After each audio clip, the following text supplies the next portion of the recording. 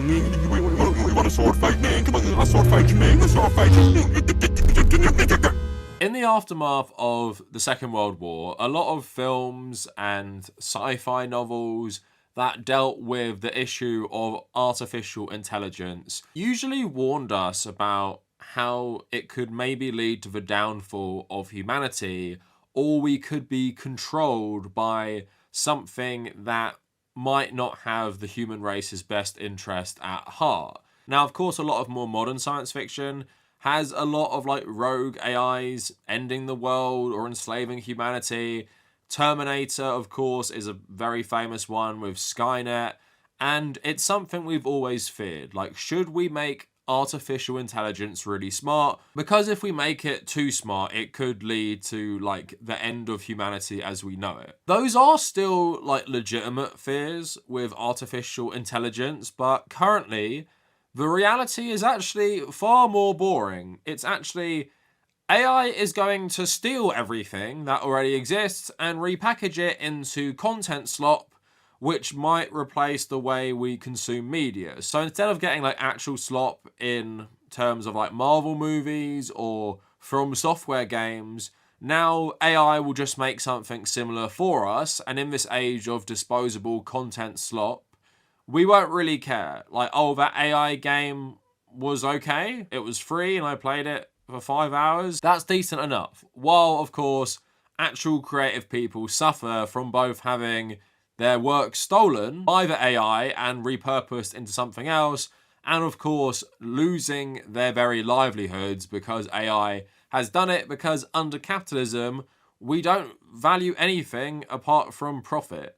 So if very wealthy people can put people out of work to save money and make it more efficient for their bottom line, they're going to do that because capitalists don't care about art, and that's what you're seeing now with AI. Now, AI, of course, does have legitimate uses and does have potential for actually benefiting humanity. But today, we're not talking about that. We're talking about the downsides of AI in regard mainly to how AI is being used to make what people who love AI think is some sort of art.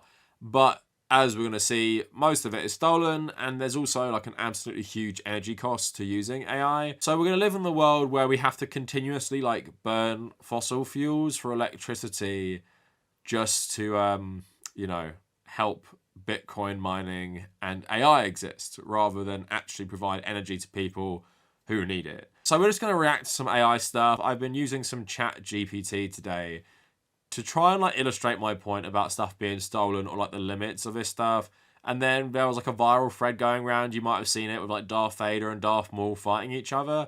I want to talk about that thread as well before talking about like other more serious issues with AI.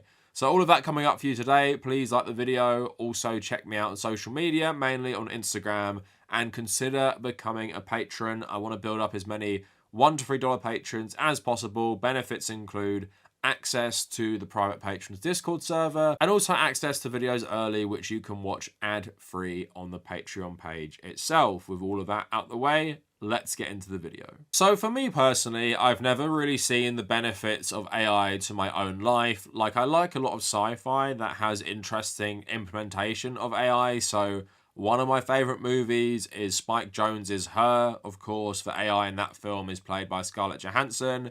That was interesting conceptually, and I just love that movie. Obviously, something like Blade Runner 2049 has the AI joy. And in these dystopian fictions, they're really focusing on how, like, I guess intimacy, and especially like men seeking intimacy with women, is replaced by AI in this dystopian way. But there is like some interesting messaging, particularly in Her, how these AI virtual assistants could maybe solve something to do with loneliness. Now, the only AI I've really messed around with is ChatGPT, and how I used it was basically to just see what it kind of understood. Now, something I like doing is just to see what it would come out with. I'd like to have characters from stuff I like monologue about political issues, like get the AI to write me a monologue. So Johnny Silverhand like talking about capitalism, or Elliot from Mr. Robot talking about capitalism, or also getting the AI to write me a scene of these characters like meeting up together and their interaction. And there is a bit of like novelty to it, but if you actually care about like writing, a lot of the writing is quite poor.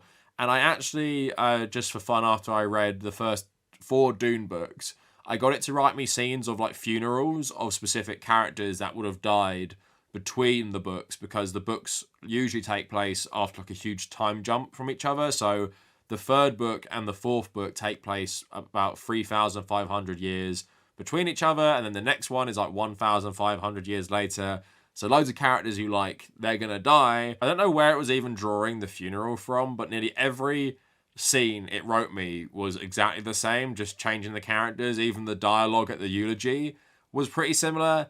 But at the same time, there is some funny uses of AI, and it can surprise you with how good it is. So when I was initially testing it out, I was trying to get monologues written about very specific political issues.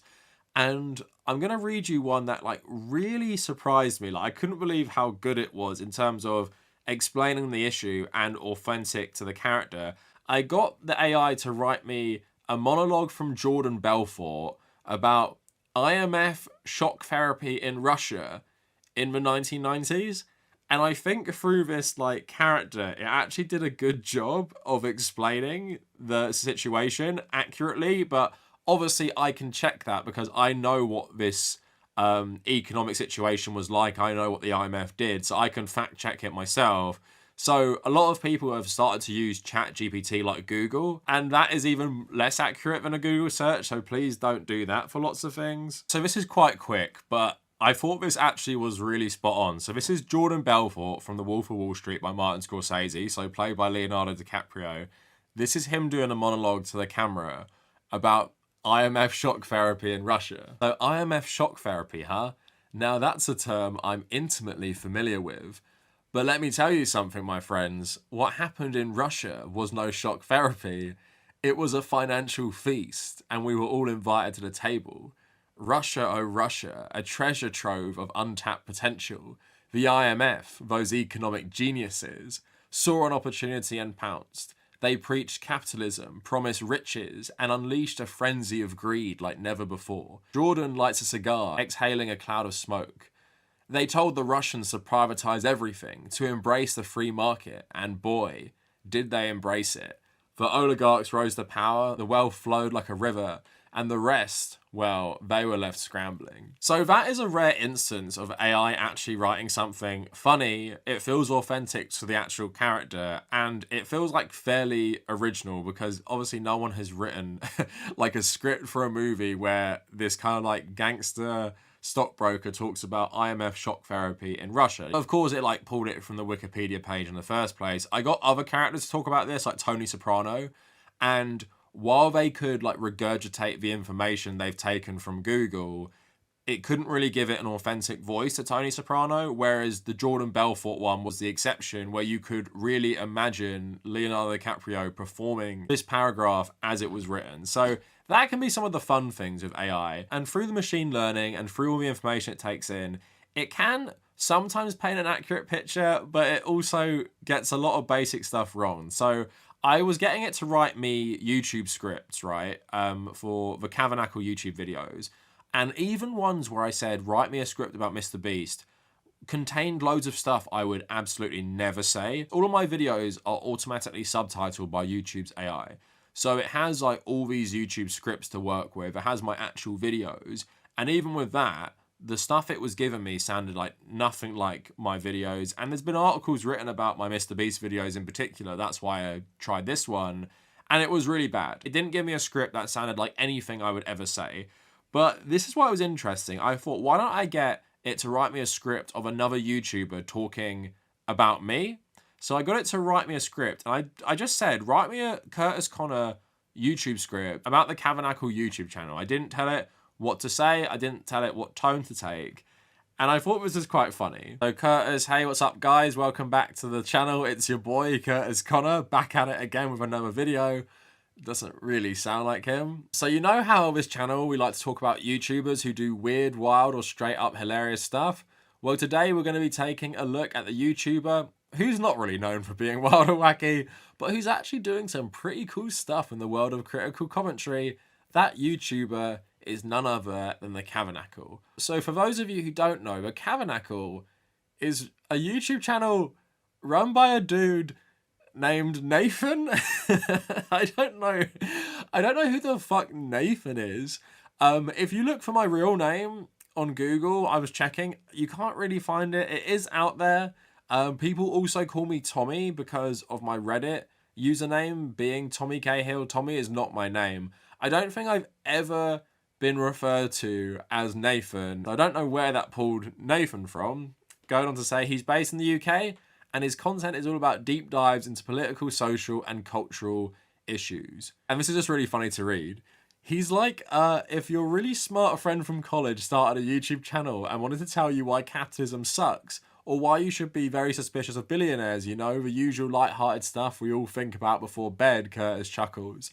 But what's really interesting about the Kavernacle is that while his content is super informative and well-researched, it's also surprisingly chill. Like, you might expect this kind of content to be serious and no fun, but Nathan, whoever the fuck that is, has this way of making you feel like you're just hanging out with a friend who's got a lot of smart things to say about why the world is kind of messed up. Oh, stop it. AI Kurtis Conner, buttering me up too much here. Now let's talk about the Kabernacle's style. First off, the dude's got a real talent for breaking down complex topics in a way that's easy to understand without dumbing it down. He'll take you through the history of neoliberalism or why the alt-right loves certain pop culture franchises, and by the end you're like, wow, I actually get it now. He does this thing where he'll sprinkle in some dry humour and sarcasm, which is great because when you're talking about the heavy topics, like, I don't know, the rise of fascism in modern politics, a little humour goes a long way. He's also got this very laid-back delivery, like the opposite of those shouty, in-your-face commentators who think yelling at the camera makes them more convincing. Nathan's just chill. Plus, he's not afraid to call out big YouTubers or popular figures, but he does it in a way that's more about educating his audience than just dragging people for the sake of drama. Like, if you're into watching people take down the bad guys of the internet with facts and logic without turning into a total jerk about it, then the Kabernacle's your guy. The Kavernacle, though, is all about that bigger picture. Nathan's videos are like a crash course in critical thinking. He's not just giving you his opinion, he's giving you the tools to understand how media, politics, and culture all intersect, and why that matters. It's the kind of content that actually leaves you thinking long after you finish the video. So that is all like really fucking hilarious to me. Obviously, AI Kurtis Conner is being very complimentary to my work, but weirdly didn't mention that I've called him out on my YouTube videos. So that's why AI is so weird to me. Like, very basic things like my name or calling out Kurtis Conner, it doesn't know. But some like very, very like, I don't know what the word is because obviously I'm not going to describe my own content like that, but I don't think that's inaccurate the way it's described my content. Like, I am sarcastic, which people often don't pick up on, especially Americans. I do try and have a little joke here and there. I'm guessing what has happened here is it's gone through YouTube comments praising me and then filtered that into like some sort of script, because I'm not aware of like loads of people being very glowing about my work online, so it must just be like sieving through like Reddit and YouTube comments or maybe tweets and stuff. I think the main thing to point out, the Jordan Belfort one was a good example. That is not a good example. So the information I think is accurate to some extent, all the nice compliments about me, but Kurtis Conner's voice is not present in that script. And that's how you often hear the criticism about AI work being soulless, right? Because, yeah, you can say that's a Kurtis Conner script AI, but we all know that does not resemble a Kurtis Conner video at all. There's like no jokes in it as well. Like, there's not even attempts at humor because AI pretty much can't do that. So what you're left with is most of the time AI cannot generate the unique voice of a character or a content creator for these scripts, but it can do a decent job often with getting the information or having like a little bit of nuance on certain issues. So I will say though, it is scary at where AI is right now in its relative infancy and what could happen in the future. And that's why, although it's really funny to meme about AI, how quickly it's developing into something that you can maybe make like whole YouTube videos and write YouTube scripts with, and people might not know the difference, let's say in 5 years time. And I've seen, I think it was Pinely on Evil Pinely, he actually made an AI YouTube video using like ChatGPT and using another AI software which put all his YouTube videos together to create like a Pinely AI voice. One day when I'm dead, I bet I could keep this channel going with AI. Not saying that is a good thing, but that seems like the way we're heading. And also a small tangent. If AI actually wants to be useful, can someone make an AI that can edit my YouTube videos for me? Like, I'd be very grateful. That is by far the most boring part of being a YouTuber, and I spend most of my time doing that. Now, anyway, moving on from ChatGPT, let's talk about just like random, terrible AI. So like I said, you might have seen this clip going viral. I hope I can play it. And that's the problem, right? It's so clearly stolen content that I'm afraid Disney might actually copyright strike the video. It's basically Darth Maul and Darth Vader in a desert, standing around with their lightsabers, but they're literally like so erratic. Their lightsabers are shaking in their hands, and they're not actually fighting with it. Although the Darth Vader model looks pretty good, it does look like absolutely terrible. But you can see, I don't know, the potential maybe. You want a sword fight, man? Come on, I'll sword fight you, man. I'll sword fight you. And that sound is like nightmare inducing, where they're saying to each other like, do you want to sword fight me or something? But it was made by some guy who said, this quick fun Star Wars test is my first with the new Chinese AI video generator. A quick tip I learned is to prompt in Chinese and use ChatGPT to translate. Therefore, you can actually prompt longer, more descriptive text. And he posts what his prompt was. So the prompt he put in was, in an epic Star Wars scene, Darth Maul and Darth Vader face off in a desolate alien desert. The camera looks down from above, showing the battlefield in the desert, with lightsabers in the hands of the two men emitting bright red and crimson light respectively. And the beams piercing the air in the darkness. Dust flies in their every move, showing the two men's fierce sword duel, with flashes, bursts of energy accompanying each blow. Darth Vader's heavy breathing, intertwined with Darth Maul's roar, creates a tense atmosphere. The camera quickly rotates around them, showing the sparks that burst out every time the blades collide, and the ground constantly shakes under their feet. Finally, the camera pulls away to show the spectacular lightsaber clash on the desert battlefield, and the dark clouds in the sky split to reveal a faint ray of starlight, adding to the epic atmosphere. So you can see right there, the actual prompt didn't translate to this amazing epic scene we've seen in the video. It just translated to something like nightmare inducing, like literally something you would see in your nightmare that kind of resembles reality. But like we were talking about AI having a soul, this thing you just watched is completely soulless, right? And the only thing that makes it even notable is that it's taking two characters you know from one of the most popular IPs in history.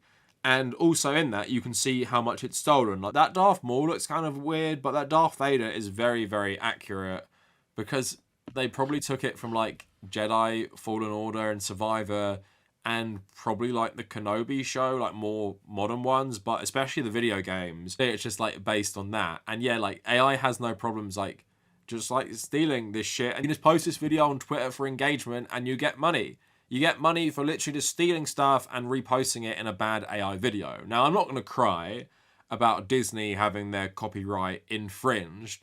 But of course, the problem with AI generally is it doesn't just steal from giant corporations. It steals from everyone. So if you've written a book and you've self-published it, that could be used in AI to write new books in the future. And I actually saw a tweet.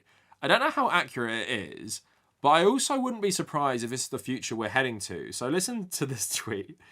Hearing that AI models are collapsing because AI bros poison their own well by flooding the internet with loads of slop that's being fed into the training data with no way to sift it out. So in a couple years, you can definitely understand how that would happen. I talked about the dead internet theory, about how the internet is just bots talking to each other. But what if most content on the internet, on like Google search, is just AI generated like muck?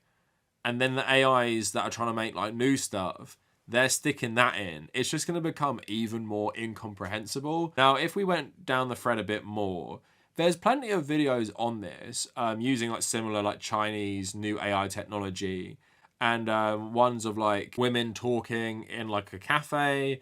There's one of someone driving a car. There's another one of like Supergirl coming down and like different superheroes. And it all looks like very realistic. There's another one or two mechs fighting in the sea, which is one of the better ones I've seen. That stuff all looks very realistic, and you can see how maybe in the future it's going to be used to actually make CGI stuff in the cinema. I'm not saying that's a good thing and I want it, because that would mean you just see CGI as making like these massive mechanical like mechs and shit like that, and there's no creativity going into the CGI, there's no talent. And at one point in history, maybe it'd be true that audiences would reject like AI made films and primarily AI CGI.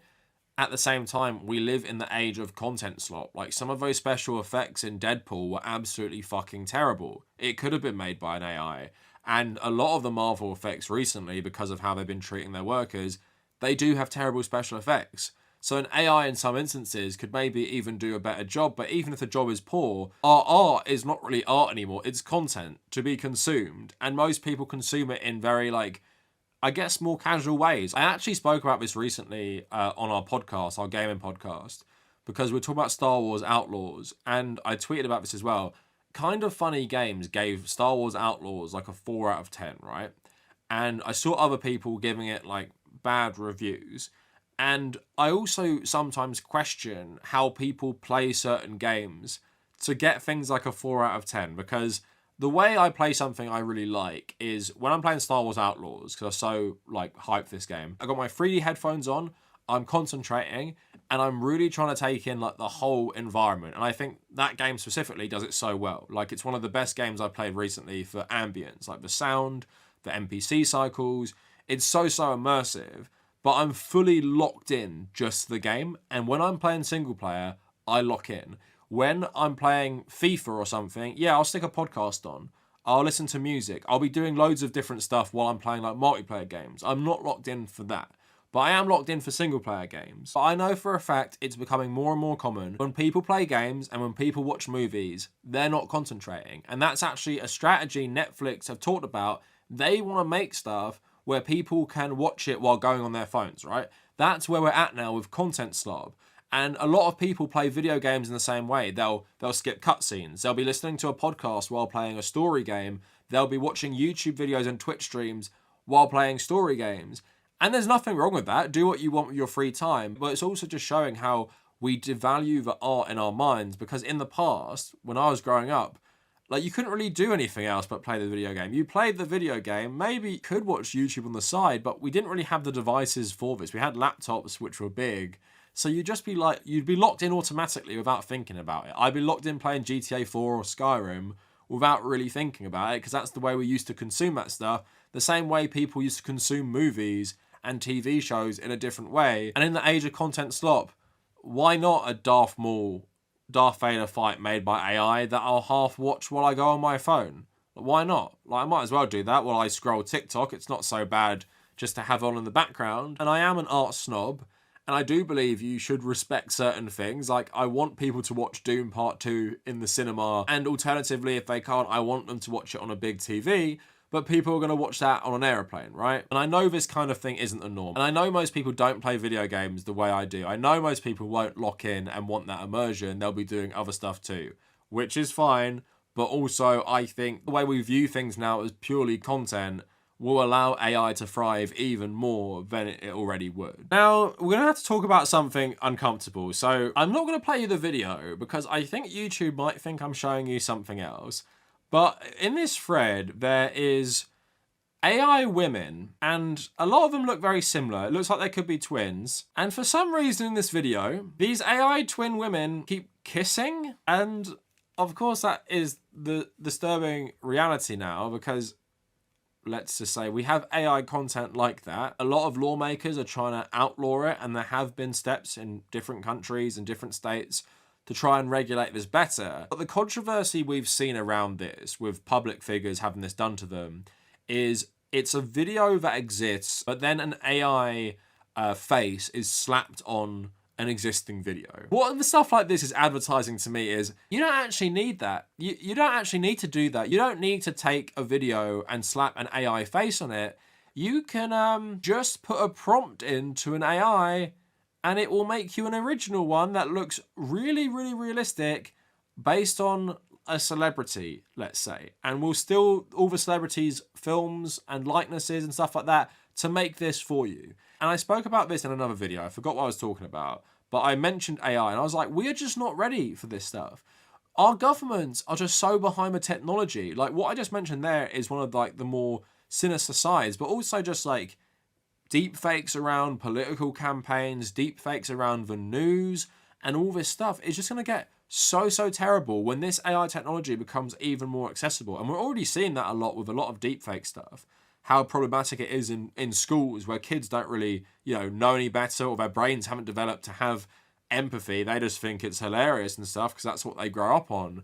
And it just like makes me afraid for the world, because AI isn't going to destroy us by, robots launching nukes at everyone. It's going to be like crazy misinformation and boring ass stolen art that everyone just eats up, because we're just lowering our standards so much when it comes to artistic things. So we've been speaking about AI and I've been showing you some examples. So I wanted to get into like the more like political, economic side. So I want to talk about the energy and the theft. So an article from January this year: impossible. OpenAI admits ChatGPT can't exist without pinching copyrighted work. I know there are some leftists who are against like copyright, and I get it when it comes to big corporations, but like I said, this applies to like everyone. Like if you've published a book, self-published, it's going to be fed to the AI machine and they can rip it off. So artificial intelligence company OpenAI, currently valued at $80 billion, told the British Parliament on Monday that its content-generating ChatGPT product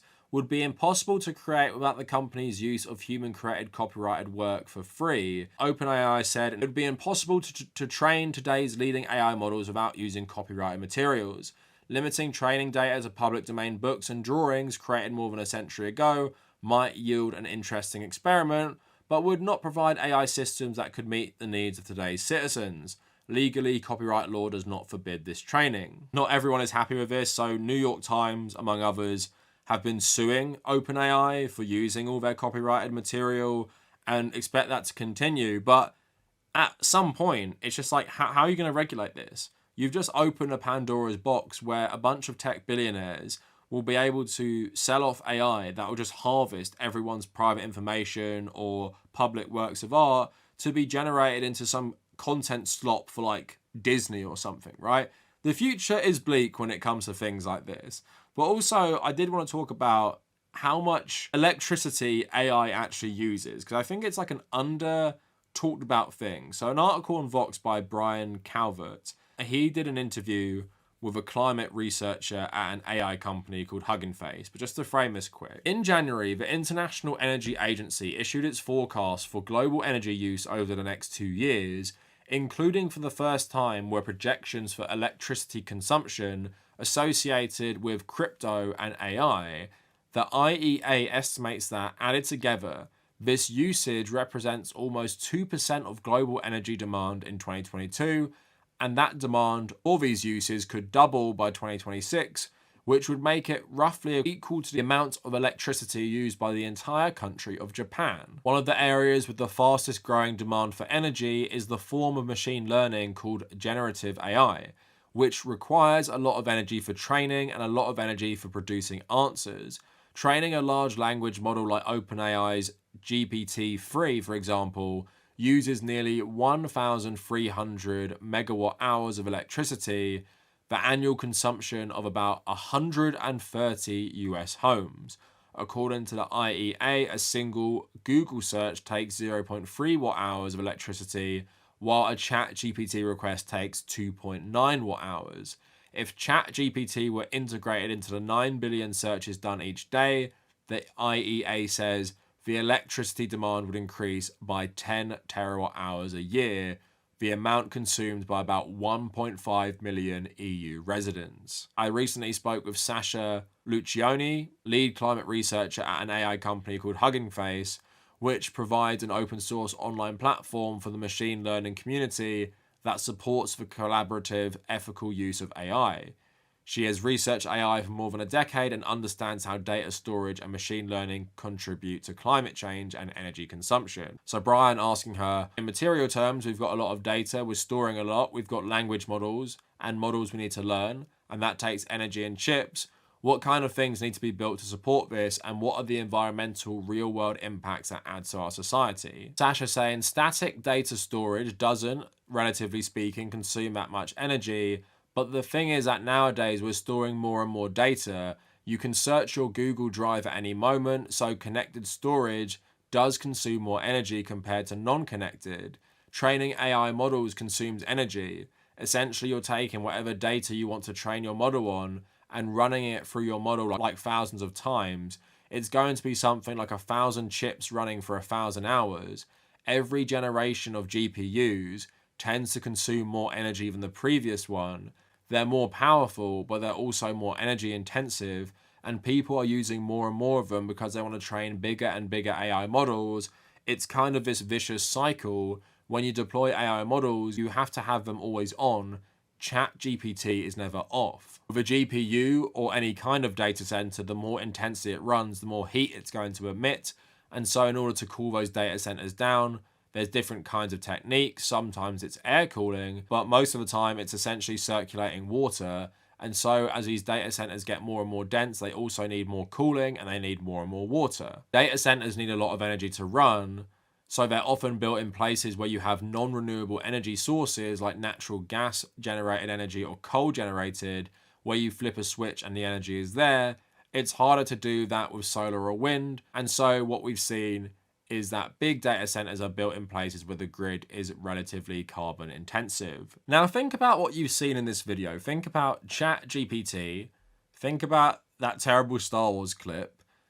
Think about what it said about like the double of energy it will be using by 2026 and how that's like the whole energy that a country like Japan uses, you know, one of the world's like leading economies.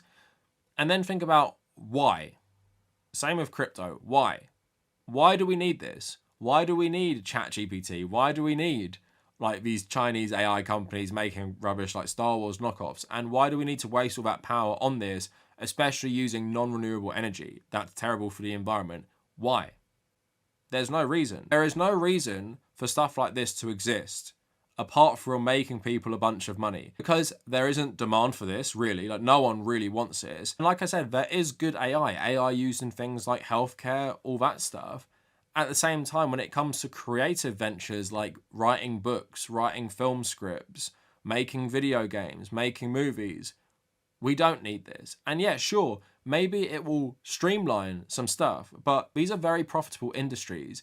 The only thing they want to do with this AI is make sure they don't have to hire as many people and can churn out content slop even more. So I don't see any argument for things like ChatGPT, among others, to even exist. There is no reason. There's no reason. It's bad for the environment. It's bad for society. So yeah, in my opinion, AI like ChatGPT should be banned. And yeah, I've used it. It's fun. It can be funny as well. But in terms of someone who cares about the quality of stuff, I just don't want this. And I don't want it to exist. We don't need it. And it's just going to make our society dumber. And it's going to make our art even worse. And we're going to lower the terrible bar we already have. And it's just going to be overtaken by absolute AI generated slop. And I don't think there's any way we're going to go back. As someone who's like writing my own book right now, obviously I make YouTube videos. Occasionally I'll script the YouTube video. I don't really script them. I just like don't understand why anyone would prefer to read an AI generated thing, because the creative process is fun in a lot of ways. Like, if you want to make something, why would you want to skip that? And also, we're just better at writing. I don't want to outdo AI Kurtis Conner giving me all those compliments, but when I read my own writing, and I've read some of the stuff ChatGPT has given me for various different things, I'm just like, mine is just so much better. And like with a lot of stuff, it's just always going to have no soul. And although it might steal the content of great authors, great directors, great cinema, it's just never going to be able to match it because it doesn't have like the human element in it. It's too cold, it's too robotic. Might make good slop, but it's never going to make stuff we're truly going to appreciate, in my opinion. So that is it for the video. Let me know what you guys think down in the comments. And if you made it this far, thank you for watching.